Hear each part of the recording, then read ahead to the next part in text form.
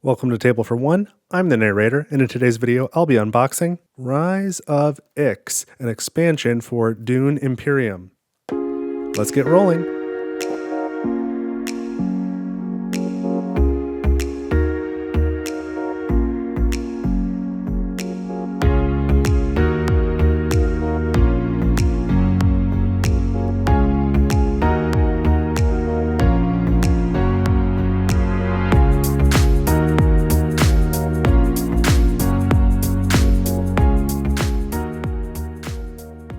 Alright, so I'm ready to unbox Rise of Ix expansion to Dune Imperium, and I'm pretty excited for this one. So let's get this thing open first of all.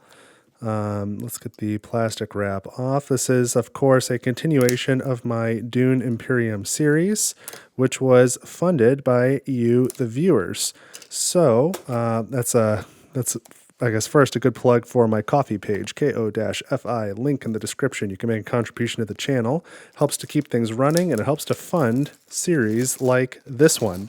Again, when this series is done, I'm going to be doing a giveaway contest of some of this Dune Imperium stuff. So stay tuned to the channel if you're interested in that. And I still have more Dune Imperium unboxings, rules videos, and solo playthroughs coming. So this box is the same dimensions this way as the regular base game of Dune Imperium, but it is a much thinner box. There's not a heck of a lot in here. But it's good stuff. It's really interesting. As I've mentioned, I played Dune Imperium Uprising first, and I am now going back and playing Dune Imperium for the first time. And reading the rulebook for Rise of Ix, it's almost like Uprising from a parallel universe. So it's just kind of interesting. But here is the rulebook. We'll start with that.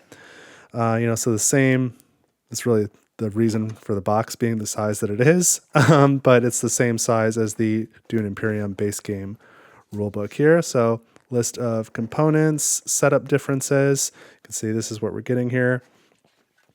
And this tells you how to play. Tactiles, shipping track, dreadnoughts, some new icons. This was one of the promo cards had this that I unboxed in the first video had this icon, and that's why I didn't recognize it because it was introduced later. It's the unload icon. All right, solo variants. Which, this one, dice-based Imperium row churn. I recognized immediately playing solo mode that this was needed, so I'm glad they added it. I'm really surprised they didn't come up with that in the base game. Epic mode, new stuff. All right, so that's the rulebook. Unfortunately, it looks like some of this stuff fell out, but there's a lot of empty space in here, so stuff just gets chucked in. Oh man, goodness gracious. So this is open and stuck to this. Let's be very careful as I pull the adhesive off. That's too bad. So these are just rolling around as well. So I'm glad they used a paper band. It's too bad that it fell apart. And then, even this plastic one opened up and spilled its contents. So there you go. What are you going to do? So let's start with all of these new leaders. I'm not going to explain them because I don't really know them yet, but let's maybe put them in order or some sort of order. So these two are number 1 complexity, and you can see from the iconography already that they're using abilities that are introduced here in Rise of Ix. So these are going to be Rise of Ix. They're going to require the expansion. And now they've got like reminder card stuff on the back, which is nice. Usually, I guess I keep my components on the card, so I wouldn't want to dump them to be able to read the back. But also, at most, you're playing a 4-player game and there's extra cards, so you could just take an extra one and use it as your reminder. So a couple of level 1s, a couple of level 2 complexity here. So you can take a look at those if you like. A level 3 complexity and a level 4 complexity. I don't know if there was a 4 in the base game. I don't remember if it stopped at 3 or at 4, so that one's probably pretty hard. There's a lot of text on here, a lot going on that left side. So we'll put these to the side for now. And then we have a couple of additional double-sided reference cards with some other info on it. What have we got here? This is interesting. This is an overlay for the main board. So it makes the console 2 spaces smaller. I wish I could remember off the top of my head the 2 spaces that are being replaced. I'll show it in the rules refresher and in the solo playthrough video, but I know that there's 1 space that allows you to recruit 4 troops, and I see that that is gone. And there's another space that allowed you to gain 1 persuasion, and I think draw a card. It was 1 persuasion plus 1 other thing. Maybe it was 1 troop. So those 2 spaces are gone. But now this CHOAM area is much bigger. This is where there were spaces to trade in spice for Solari, and to I think there was another recruit space too. I may be wrong about what that second space did, but instead, we've got these 2 that allow you to move up this freighter track, and you can gain rewards from this track. This mechanic looks really cool. You can see this one, a space similar to Siege Tabber. Again, I'm sure I'm pronouncing this stuff wrong, where that space requires 2 influence with the Fremen to go there. Now there's a space that requires 2 influence with the Spacing Guild to go here. So I believe this is the freighter icon. It allows you to move up this track.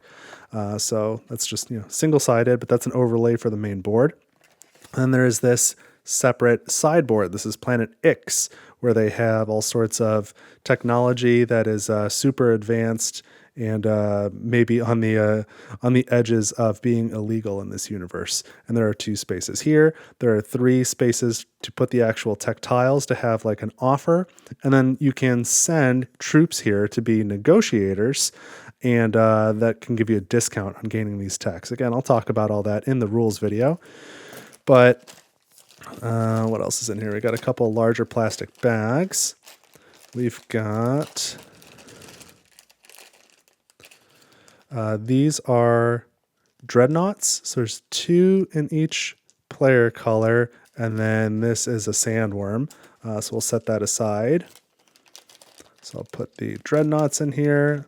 I'll probably, I don't know, if it were me, I guess I'm going to give this away, so I'm not going to move things around. But if it were me, I would just take all these components and put them with the other player-colored components in the main box. These little cylinders are just like the cylinders in the base game. Again, there's another sandworm in here for some reason. These cylinders are just like those in the base game that are used for tracking your VP and your space on the council. But now you also use one. When I'm talking about the council, I'm talking about this space here. But then you also place one on this track to act as your freighter. So again, I would, if I were keeping this, just put these with the individual bags of player components in the main game box. In fact, I would take all this stuff and put it in the main game box because there's tons of space in that box. There's no reason to keep this box itself. We've got some self-punching tiles here. That's always nice. 2 boards here. So these are the different technologies you can gain. And they've got, when I turn it this way, how about that? You can gain these tech tiles from the Planet Ix. They have a cost in spice, and some of them will give you an immediate bonus when you get it, and then just read the text on the icons to see what the other side lets you do. They're all the same on the back, so you can shuffle them. So let's go ahead and punch these out real quick.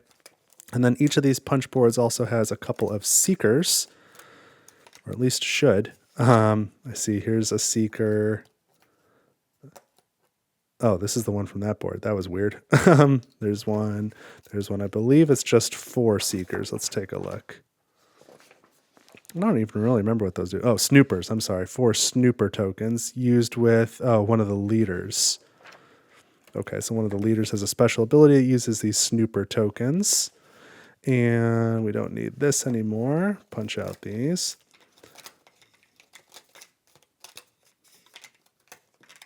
And we don't need this anymore. So these 2 punch boards are done. So I'll take all these techs and bag them up. And then we've got a couple of decks of cards to look at as well.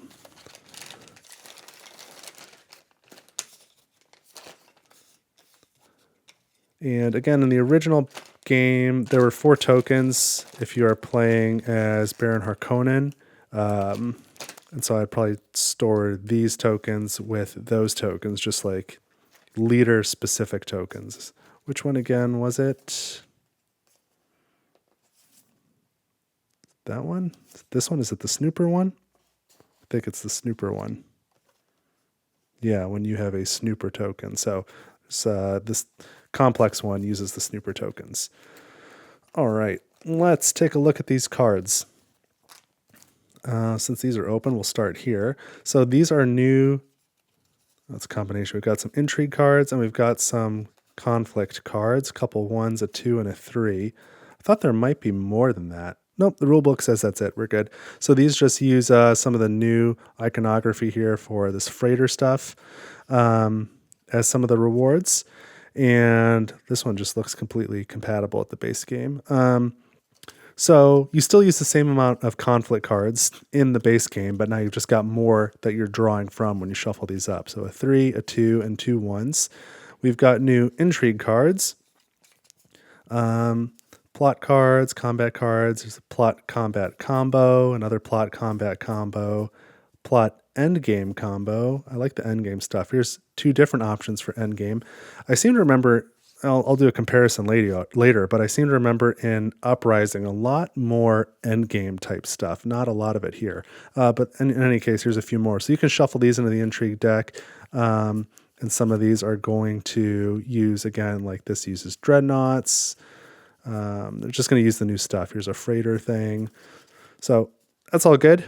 Nothing too wild, but uses some of the new mechanics. That's nice. Let's do my best to get this thing open. Really don't like those things.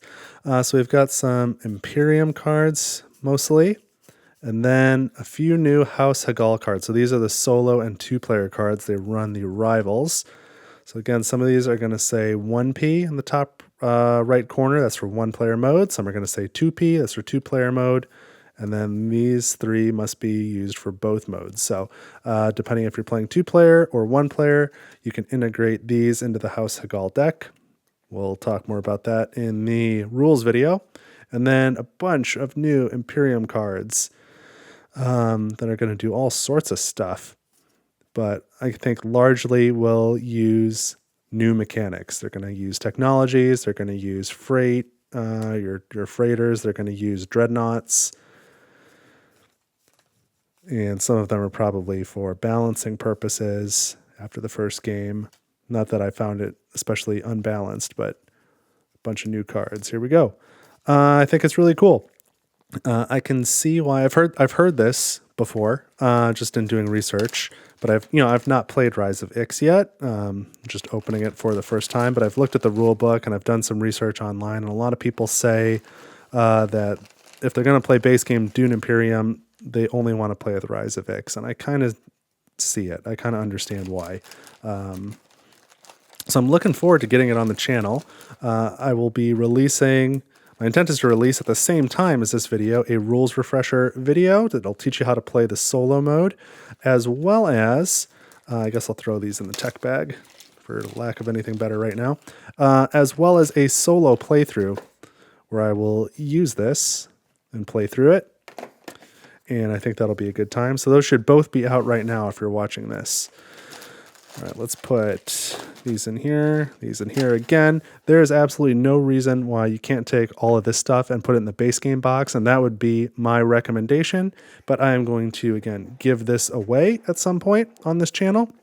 So I will keep them separate, and whoever is the lucky winner, they can decide how they want to store it. But certainly I would keep it in the same box. So that is my unboxing of Dune Imperium Rise of Ix. To me, it seems like a really good expansion. I'm excited to give it a play, and I encourage you to go check out those videos. If you really like Dune Imperium, let me know by leaving a like on this video. You can, of course, leave some comments. Let's have a discussion about Dune Imperium Rise of Ix. Let me know what you think about it. I've got a lot more Dune Imperium content coming, so be sure to subscribe to the channel if you haven't done so yet. Maybe share this video with a friend if you think you got somebody who would enjoy it. But that's all I've got in this video, short and simple. Thank you so much for watching Table for One. I hope this was helpful, and I'll see you in the next video.